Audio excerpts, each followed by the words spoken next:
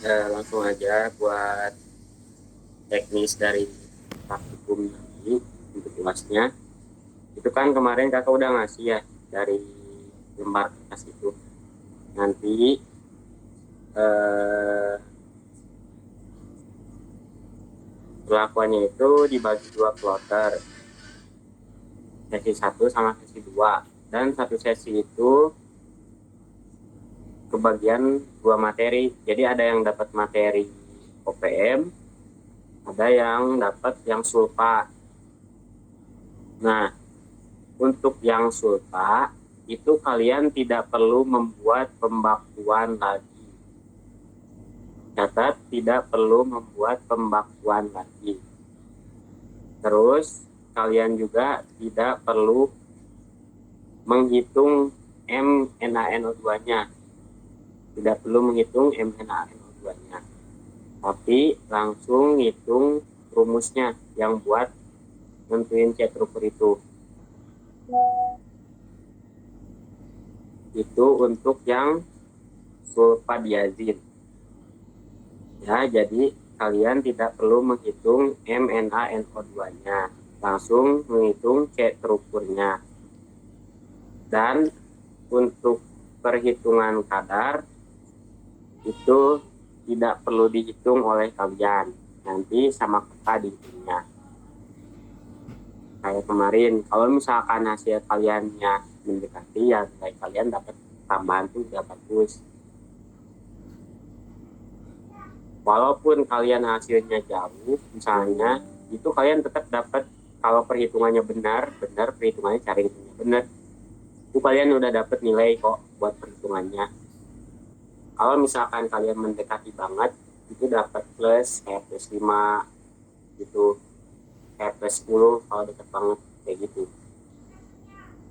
Terus untuk materi OPM atau one time method untuk PCT itu kalian kan buat sampel juga. Sampelnya itu, oh iya, dua-duanya ini sampelnya itu dari kakak ya, dari perkamen. Nanti kodenya ditulis kayak biasa.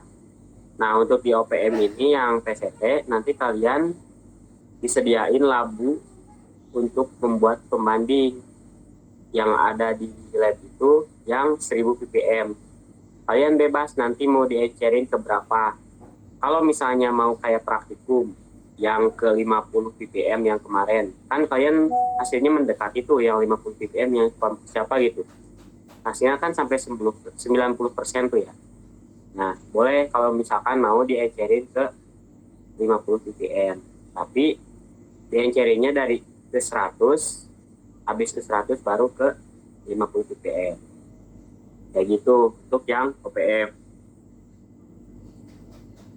Dan untuk cara kerjanya seperti biasa kayak pas praktikum. Nanti kalian dikasih sampel bentuknya per kamen, terus ada kodenya, nanti kalian catat kodenya, kemudian dilakuin seperti yang udah kakak kirim di grup yang di lembar kertas itu.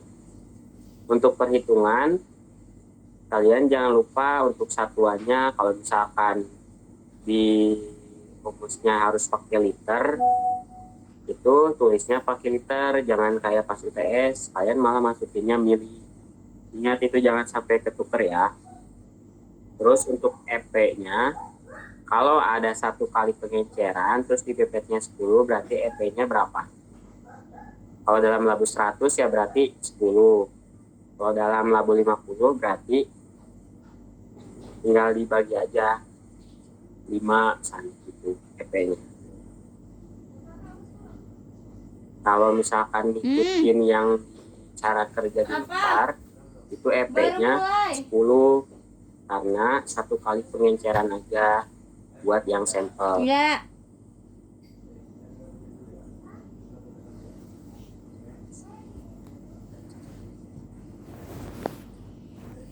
Sampai sini ada yang mau ditanya dulu nggak?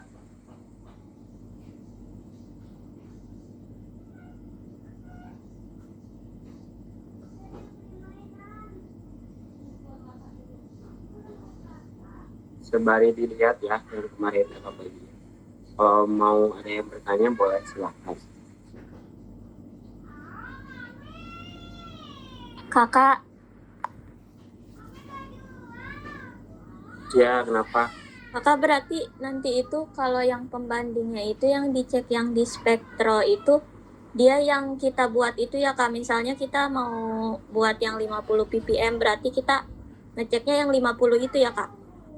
Ya, pokoknya yang terakhir aja. Yang 100 sama 1000-nya nggak usah.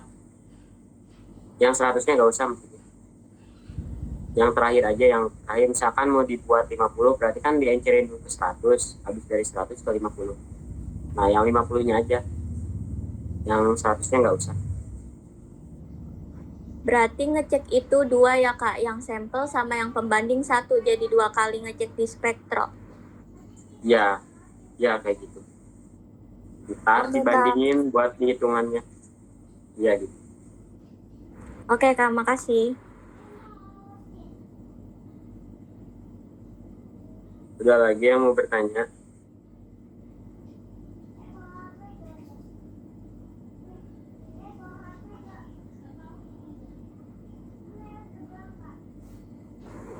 Oh maaf, tadi aku kurang kedengeran. Yang buat sampelnya itu kita bikinnya eh kayak kemarin, kayak pakai deret standar gitu, Kak. Nah, untuk yang PPM, yang mana yang OPM? Kita nggak pakai deret standar, kita langsung yang metode kedua, yang OPM itu. Tahu nggak? Jadi gimana, Kak? Coba dibuka lagi laptopnya. Kemarin kan, kalau yang kemarin itu kita praktikum kan ada 2 metode dalam satu materi. Satu metode kurva kalibrasi, dua metode OPM. Kalian kan udah hitung dua-duanya. Kurva kalibrasi udah, OPM udah. Terus kalian juga kan udah nyimpulin bahwa yang OPM itu lebih mendekati hasilnya pas waktu praktikum. Kalian masih ingat nggak? Nah, jadi untuk UAS hari ini, UAS besok maksudnya, kita pakai yang metode OPM, bukan yang kurva kalibrasi. Kalau kurva kalibrasi kan dibuat deret 2, 4, 6, 8, 10. Kalau misalkan yang one time method itu tidak dibuat deret, standarnya cuma satu, yang 50 ppm aja, kayak gitu. Paham? Oh, Coba berarti coba sebari dicek dulu laporan. berarti nanti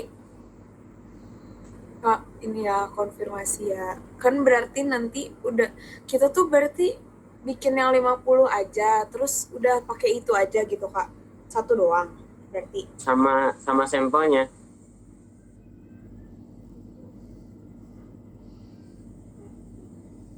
Sama sampelnya. Kak, berarti nanti yang dicek yang di sampel sama yang di encerin 50 gitu, Kak. Ya, Berarti kan sampelnya berapa ppm, Kak? Nanti. sampelnya itu nggak perlu kalian harus tahu berapa ppm-nya. Karena rumusnya itu cuma absorbansi sampel dibagi absorbansi standar dikali C standar dikali EP dikali volume. Jadi nggak ada buat kalian harus tahu ppm-nya berapa. Nggak perlu tahu kayak gitu ya. Coba dilihat yang lembar kakak kirim di grup. Dan kalian nanti ngecek absorbansinya berarti dua. Ada yang sampel, ada yang pembanding atau yang standar. Standar itu pembanding ya. Nah, kalian tinggal masukin ke rumusnya. Udah tinggal dihitung. Kayak gitu. Kalau misalkan kalian buatnya satu doang, misalkan yang pembanding doang, ntar ABS sampelnya mana? Nggak ada. Rumusnya nggak bisa jalan. Karena harus ada dua, ABS sampel dibagi ABS standar. Dikali C standar. C standarnya itu apa? ppm yang pembanding. Tadi kan kita buatnya ppm ke 50 ppm. Nah, berarti di situ masukin 50 ppm. EP-nya yang mana? EP-nya pakai yang sampel, bukan yang pembanding. Volumenya pakai juga volume yang sampel. Misalnya 100 mili, ya berarti dalam liter berapa? 0,1 liter. Kayak gitu. Terus dihitung hasilnya berapa. Paham nggak teman-teman? Pak kecepatan.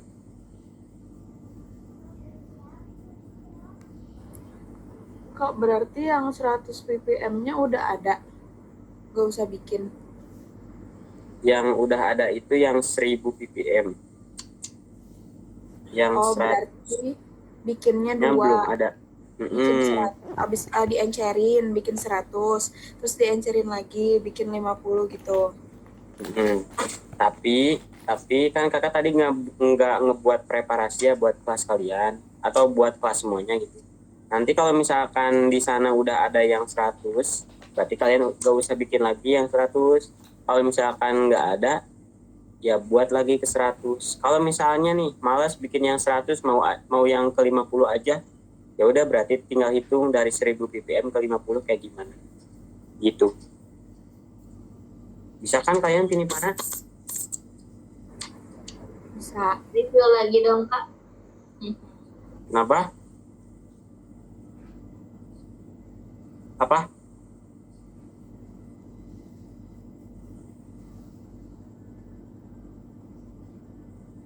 Kenapa?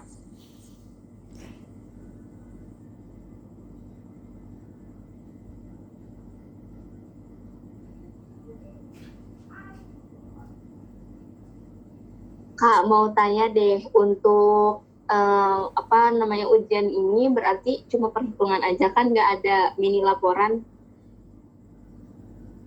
Itu kita pakai mini laporan. Isinya cara kerja kayak gini. Cara kerja, bentar ya, dilihat dulu.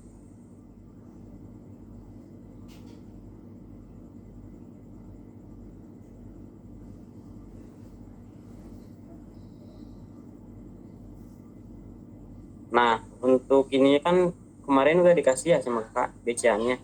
Membuat laporan mini yang berisi cara kerja, perhitungan, pembahasan, dan kesimpulan.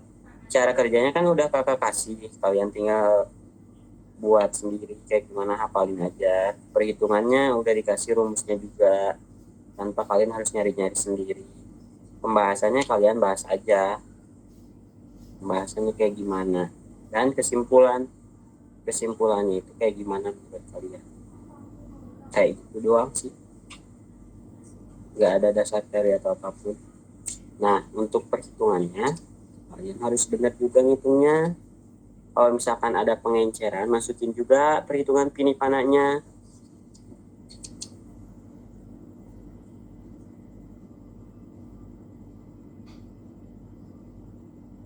Kalian harus ngerjainnya yang serius.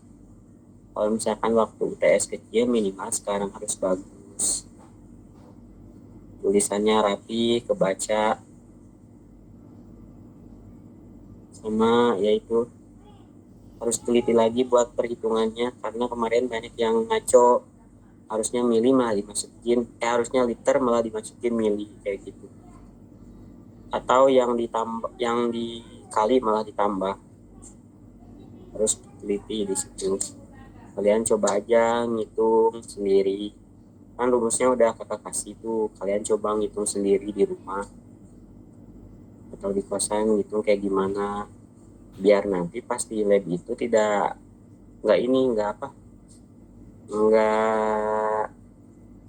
nggak kurang lancar gitu. Kalian lancar aja, gak perlu ngapain lagi, karena udah tahu cara ngerjain kayak gimana rumusnya. Kalau misalkan kalian nggak latihan, pas di lab tuh udah mah riwe posisinya kan sama teman-teman, pasti duluan ke spektronya, terus kalian ngitungnya lupa-lupaan karena nggak latihan.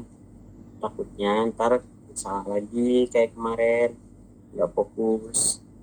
Saya ketemu kayak gitu doang sih.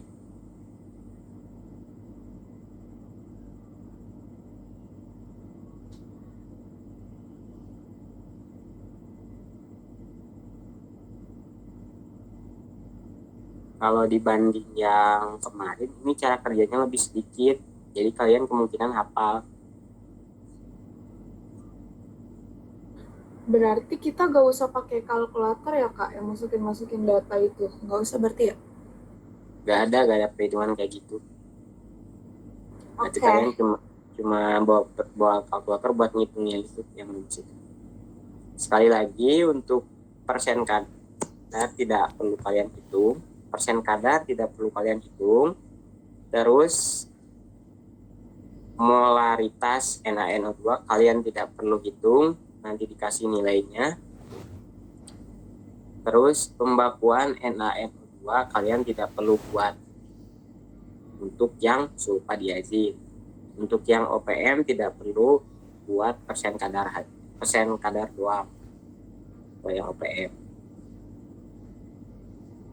Kenapa lebih ribet yang OPM untuk di perhitungan? Karena untuk di cara pembuatannya. Karena untuk yang sulfadiazid itu udah ribet juga, soalnya pakai bread. Kalau misalkan kalian netesinnya kelebihan kan berubah warnanya beda lagi. Jadi buat biar fair, biar waktu cukup, yang OPM tetap pakai pembanding yang dibuat masing-masing, nggak disediain kayak gitu.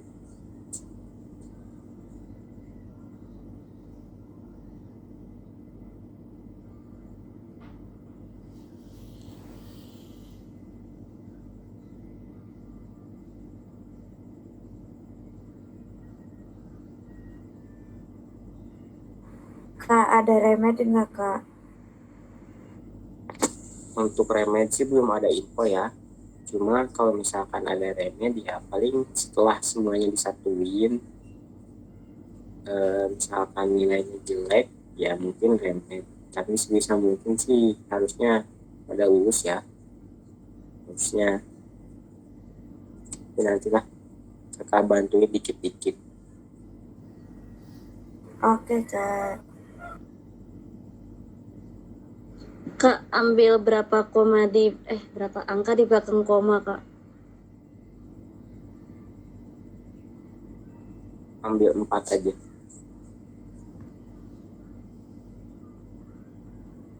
Ambil 4 angka.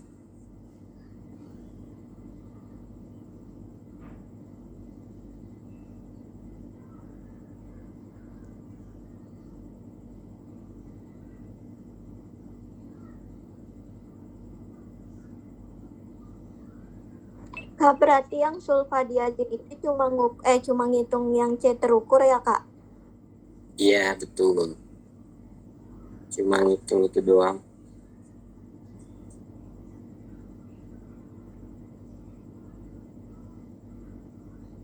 Sulfadiazid itu yang biru ke hijau bukan, Kak? Titrasinya. Iya, yang warna hijau itu.